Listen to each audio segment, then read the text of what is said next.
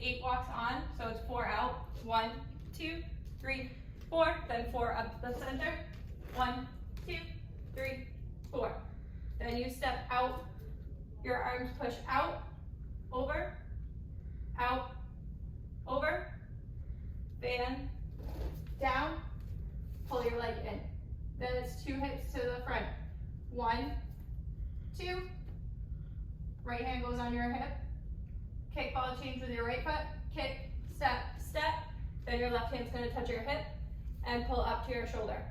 Then you chase to the right, chase, ball, change, chase, ball, change. Then you have your 2 groups.